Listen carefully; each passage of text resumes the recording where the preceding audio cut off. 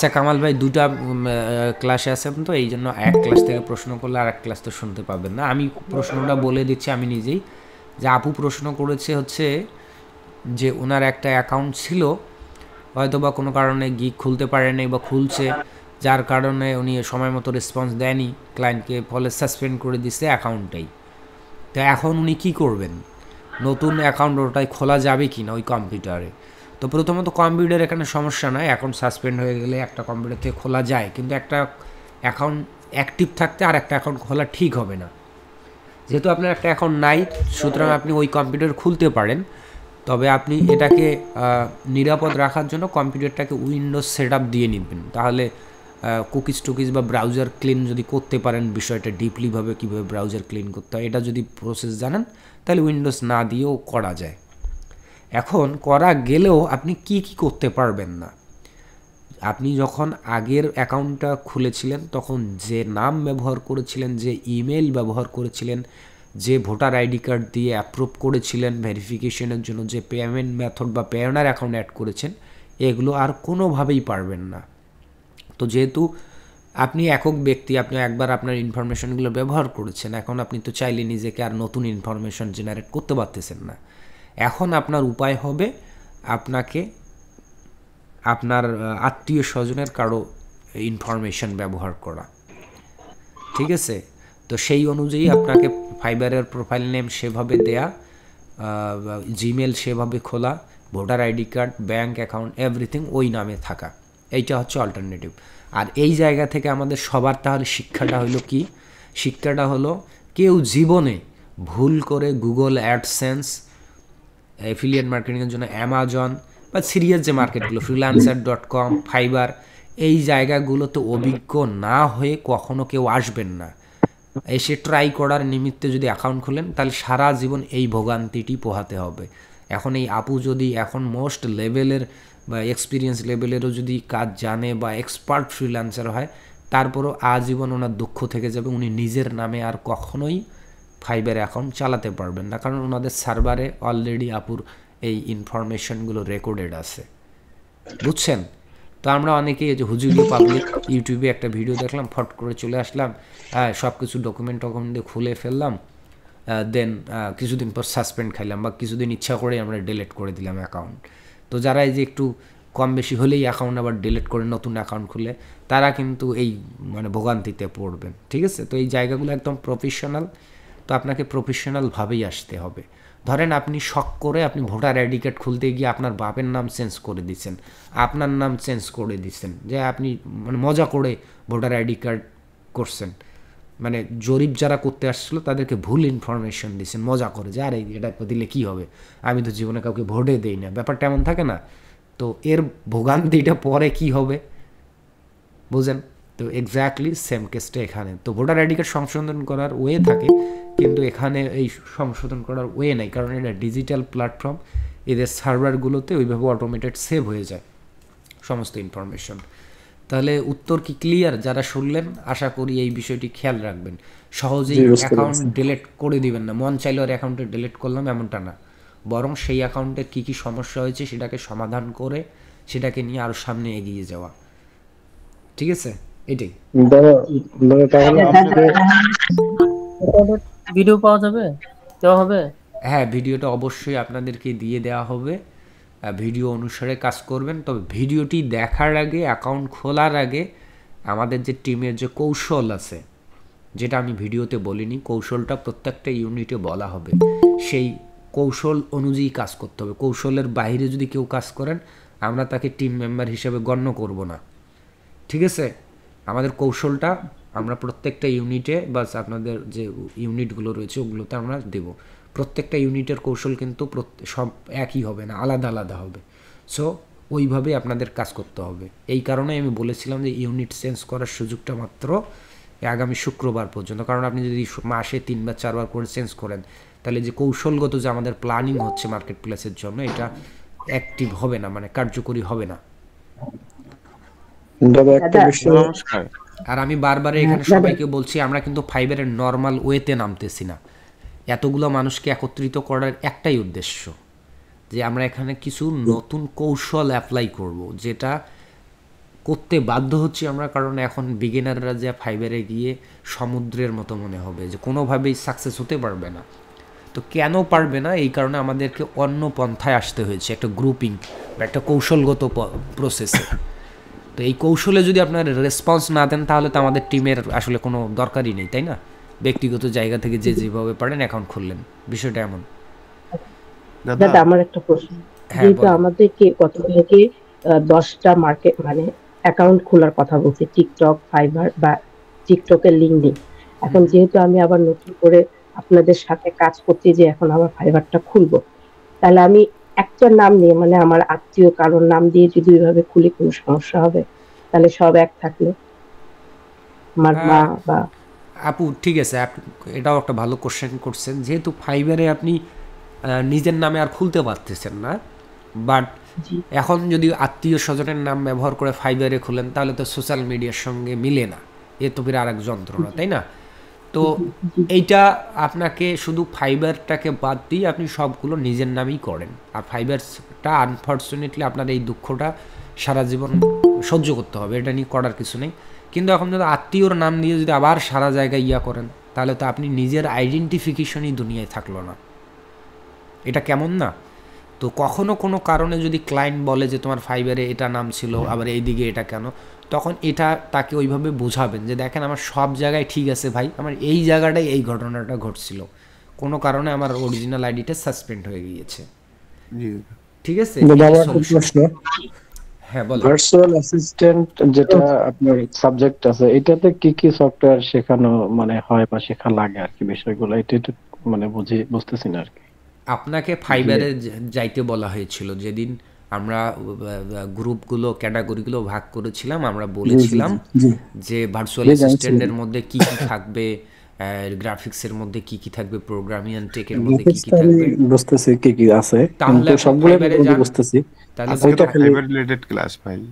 ফাইবারে যাবেন, গিয়ে ভার্চুয়াল অ্যাসিস্ট্যান্ট ক্যাটাগরিটাতে ক্লিক দিবেন, দিলে ওখানে যে জি সাব ক্যাটাগরিগুলো রয়েছে আমরা ওখানকার জি ম্যাক্সিমাম কাজগুলো শেখানোর চেষ্টা করব। তাতে যদি এখন দাও কুরালের পাশাপাশি যদি অ্যাডোবি ফটোশপ লাগে তাও শিখাইতে হবে, কাজটা তো জি করতে জি। হবে। তো এখানে সফটওয়্যার ডাজেন্ট ম্যাটার, না বুঝছেন? ওইটা আমি জিজ্ঞাসা করছি কি জন্য, ওই যে আপনি যে 5টা গ্রুপ দিয়েছেন 6টা, ওইটার মধ্যে আমি কোনটাতে যাব এই জন্য আর কি, একটু আচ্ছা, মানে জানার বিষয় ছিল। হ্যাঁ হ্যালো দাদা। হ্যালো। হ্যালো দাদা, শুনতে পাচ্ছেন আমাকে? হ্যাঁ শুনতে পাচ্ছি, বলেন ভাই মনিরুল ভাই। জি, আপনি ভালো আছেন?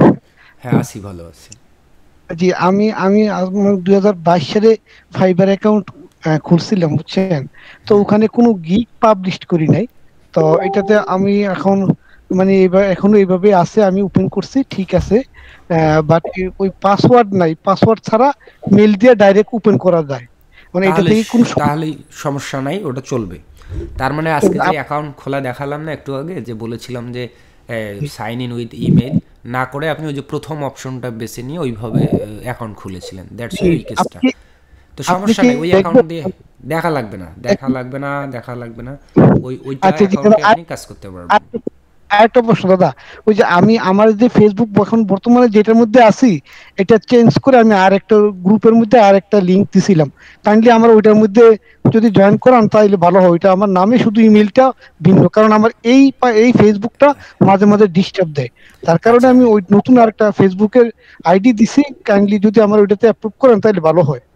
আচ্ছা মনিরুল ভাই, জি এই গ্রুপ চেঞ্জের ব্যাপারে বা নতুন আইডি পরিবর্তনের ব্যাপারে আপনারা নিজেরাই করতে পারেন। আপনি নিজের রিমুভ নেবেন এই গ্রুপটা থেকে, আমাদের সমস্ত গ্রুপগুলো থেকে, এই আইডি থেকে, আর যে আইডি থেকে জয়েন হতে চাচ্ছেন সেই আইডি থেকে রিকোয়েস্ট পাঠাবেন, ব্যাস।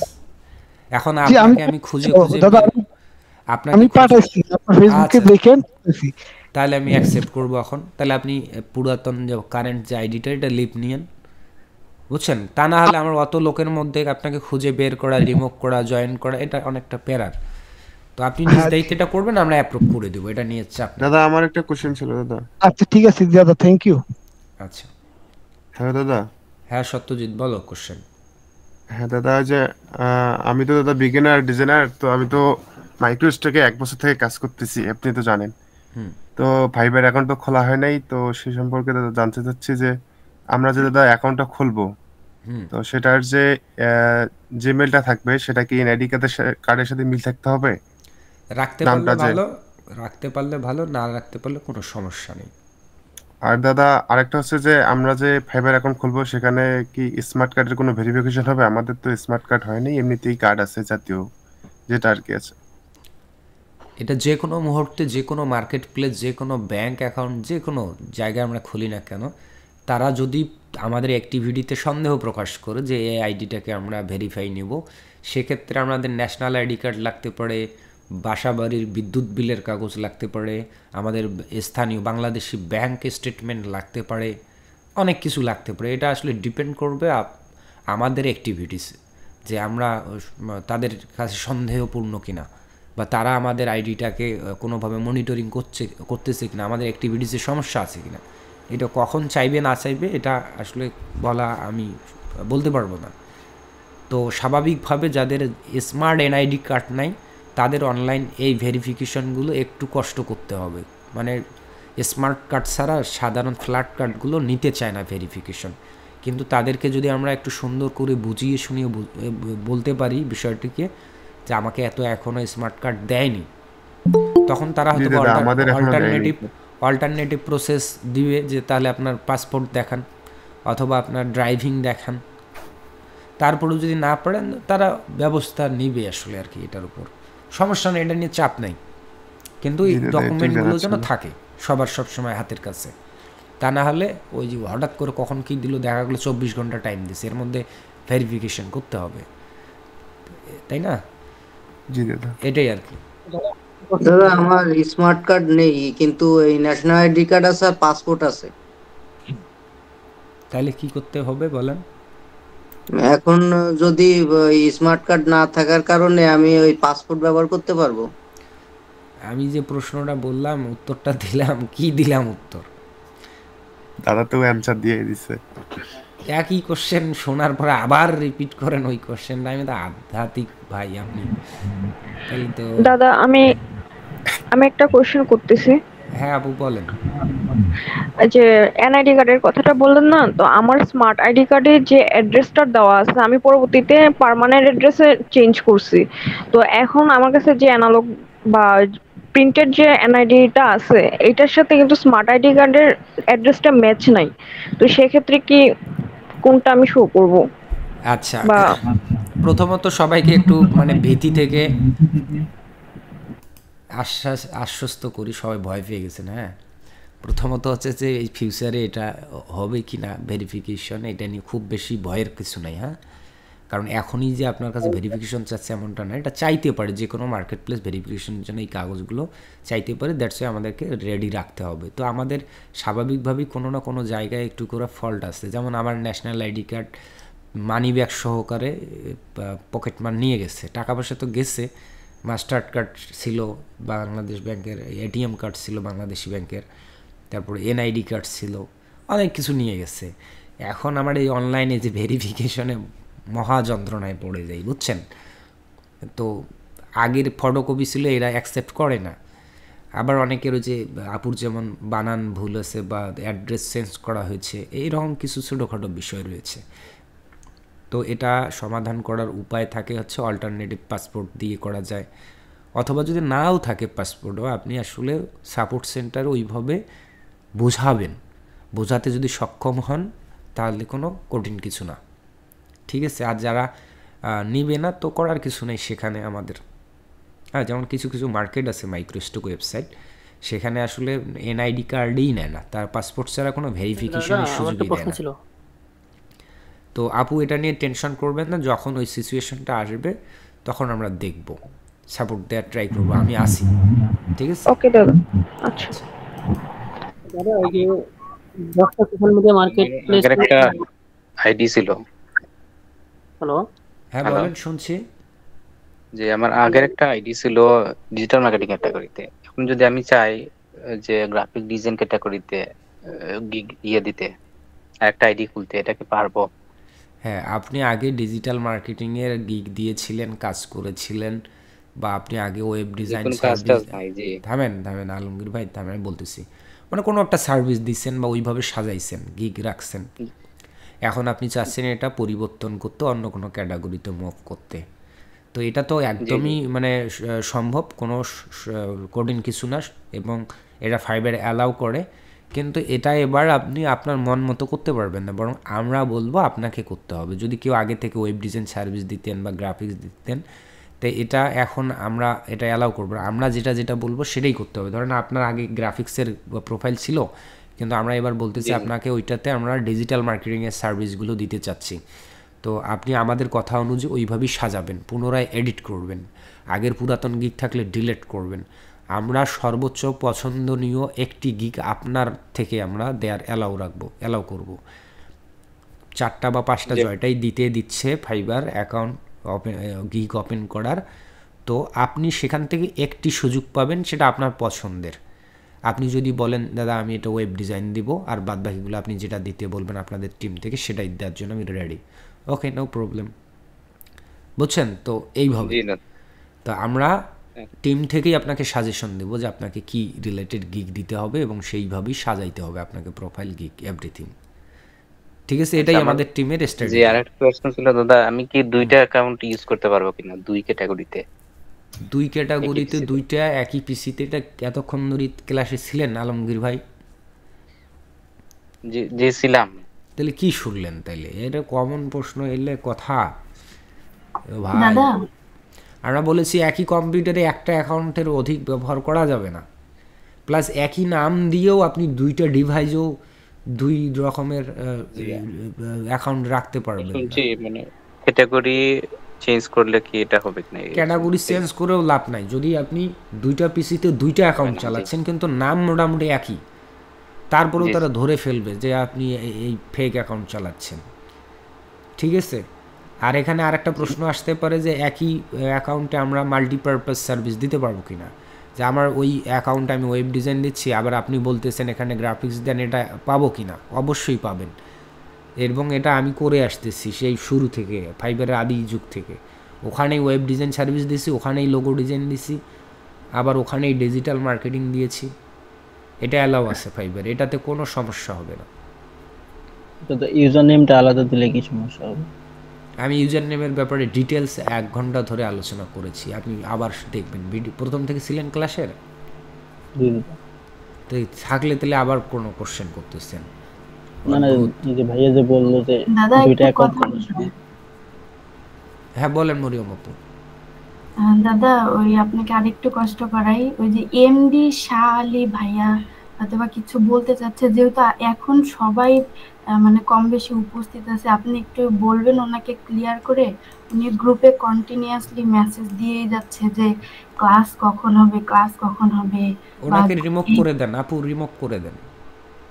পিএফ গ্রুপে তো আমরা সবাই অ্যাড আছি, তো আমি বলেছি যে পিএফ গ্রুপে যে যারা মানে সব গ্রুপের গুলোই তো অ্যাড আছে, তাহলে তো আলাদা আলাদা করে লিংক গুলো অন্যান্য গ্রুপে দেওয়ার দরকার হয় না। ওনাকে রিমুভ করে দেন, উনি গ্রুপের মেসেজ পড়ে না, হুদাই ওনারটাই খালি বলে যায়। যে না বুঝলে সহজ জিনিসগুলো, আমি ওখানে 2টা বললাম যে 2টা ক্লাসের লিঙ্ক দিচ্ছি, যে কোনো একটিতে জয়েন করেন সবাই, এটা বলেছি। তারা না বুঝলে আর কী করবো, ওই ওনাকে নিয়ে কেমনি কী করবো? রিমুভ করেন। ঘটনা হচ্ছে যিনি ক্লাসেই বুঝতেছেন, উনি ক্লায়েন্টের কাজ দিলে উনি করতেই পাবে না, ফাও অযথা আমাদের সময় নষ্ট করবে, বুঝছেন? ধন্যবাদ দাদা। আচ্ছা আচ্ছা, আর কোনো ক্রিটিক্যাল কোশ্চেন করেন, বুঝছেন? যেগুলো কোশ্চেনের উত্তর দিয়ে দিছে আবার ওই একই কোশ্চেন করেন, তার মানে আপনি ক্লাসে মনোযোগী না। নাই না? তাহলে ক্লাসের আর কোনো কোশ্চেন নাই। তো যে বিষয়টি হলো আজকে, আমি রেকর্ড করে রেখেছি কিভাবে অ্যাকাউন্ট খুলতে হবে। আমি আজকের ক্লাসে 2টার রেকর্ড দিব। একটা হচ্ছে ফাইবার অ্যাকাউন্ট সাইন আপের বেসিক স্টেপ বা প্রাথমিক স্টেপটা, আর আপনারা যে সমস্ত প্রশ্ন করেছেন ফ্রিকুয়েন্টলি আস্কড কোশ্চেন নামে একটা। আর দাদা আপনি আরেকটা সিক্রেট কিছু দিতে চাইছিলেন আমাদের গ্রুপে? হ্যাঁ, প্রত্যেকটা গ্রুপে বলে দেওয়া হবে যে আপনাদের গ্রুপের সবাই কি রিলেটেড প্রোফাইল সাজাবেন। জি দাদা, এটা প্রত্যেকটা ইউনিটে আমরা বলে দেব। আমাদের ইউনিট থেকে ডিসিশন নিয়ে আমাদের ওইভাবে স্ট্র্যাটেজি অনুযায়ী এবং জনসংখ্যা দেখব যে কোন গ্রুপে কেমন জনসংখ্যা, ওই ওয়াইজ আমাদেরকে প্ল্যানিং করতে হবে যাতে আমরা কাজ পাই, বুঝছেন? আপনারা অন্তত এতটুকু আস্থা রাখেন যে যত প্ল্যানিং করা হচ্ছে সবগুলো কাজ পাবার জন্যই, কারণ এখানে জিরো স্কিলেড আছেন তাদেরকেও আমরা অ্যাকাউন্ট খোলার ব্যাপারে প্রথম থেকেই নির্দেশনা দিচ্ছি এটাই যে আমাদের কাজ দরকার, বুঝছেন, কাজ পাইতে হবে। তো আমাদের উপর আস্থা রাখুন, আমাদের স্ট্র্যাটেজি ফলো করুন, আমাদের গাইডলাইন অনুযায়ী সময় দেন, আমরা ভালো কিছু করবো। আর যদি এই আমাদের নিয়ম গাইডলাইন অনুসরণ না করেন কিছুই করতে পারবো না, কোনো কিছুই হবে না, ঠিক আছে? তো সবাইকে শুভরাত্রি, ভালো থাকবেন, সুস্থ থাকবেন। আর গ্রুপগুলোতে মেসেজ দেওয়া হবে অ্যাডমিন থেকে, ওই মেসেজটা অনুসরণ করবেন, দেন ভিডিও দেখে দেখে অ্যাকাউন্ট খুলে ফেলবেন যাদের অ্যাকাউন্ট নেই, আর যাদের অ্যাকাউন্ট আছে আগে থেকে সেটাকে সেইভাবে প্রস্তুত করবেন। ধন্যবাদ সবাইকে, টাটা, শুভরাত্রি।